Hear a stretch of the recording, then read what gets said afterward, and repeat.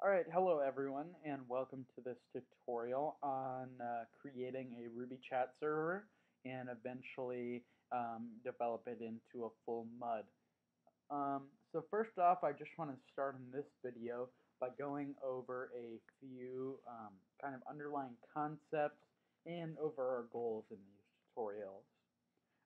The goal, as I said, is to first create a chat server, and then eventually we're going to keep adding features and adding features until we have essentially a MUD game. So first thing I'd like to talk about is what the basis of our chat server is and how it works, really.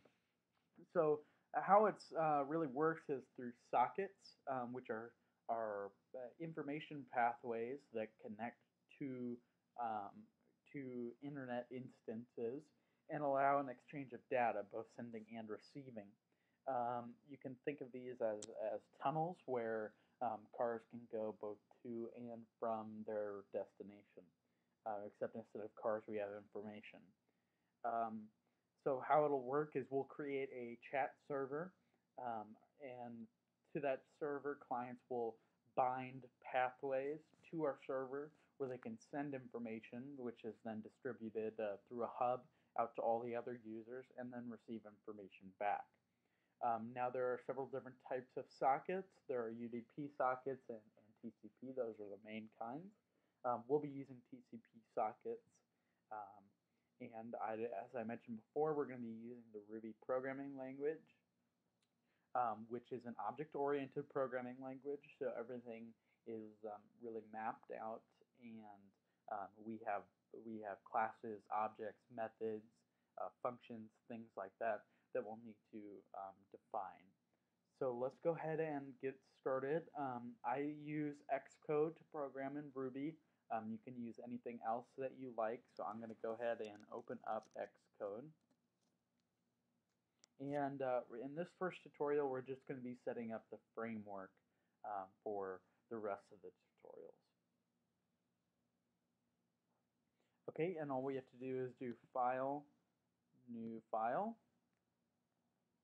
And we just need an empty file for this tutorial. I'm going to name mine Part 1. You can name it anything you want. The only important thing is that you end it with the correct extension, which is .rb for Ruby. And you can save yours anywhere you like. I'm partitioning this out into a series of parts and a folder I've already created called Ruby Dungeon. And this is just Part 1. So we'll go ahead and choose that and finish. Alright, now we have our coding environment. Now the first things we're going to do is we're going to set up a class, and then we're going to define your different methods that we'll be using.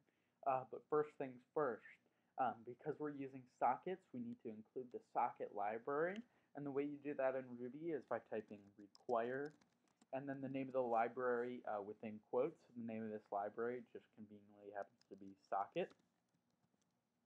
Okay, and we'll create our class. I'm going to call mine chat server. I suggest you do the same because we'll be referencing to it later in the videos.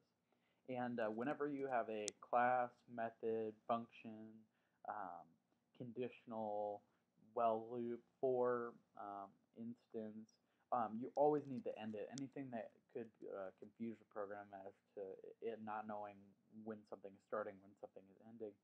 Because as in other programming language, you use curly braces, but Ruby doesn't use those in the same sense. So we, rather than having a curly brace, we use an end.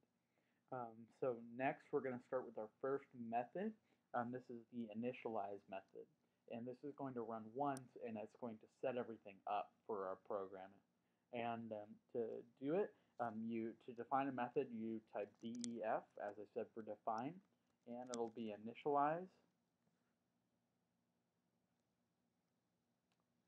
And we'll also need to send it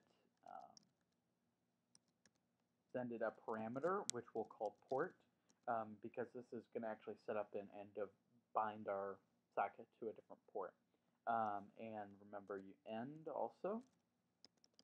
Okay, we'll need another one called run. So def run, and this is going to contain all the body of our program, and we can go ahead and end. All right, next we're gonna use create our. These are what we call these two are what we call public methods. These are methods that can be accessed outside of the class, so that would be out here somewhere. Um, Next, we're going to define our private methods. These are things that can only be accessed within the class or called from initialized or run. So to do that, we indicate that they're going to be private by typing private, and everything underneath that will be then private methods.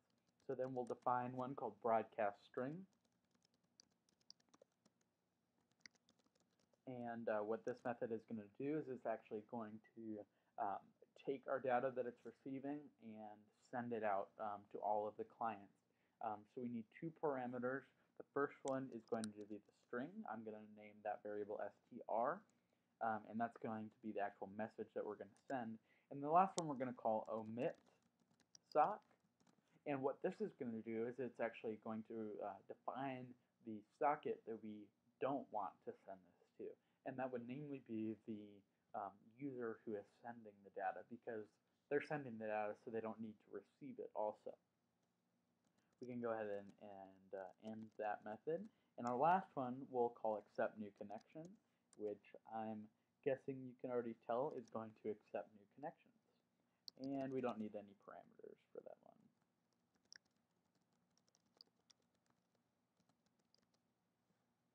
Alright, and that is all of the framework that we're going to need. In the next video, we will go ahead and start doing the actual programming. Thanks for watching.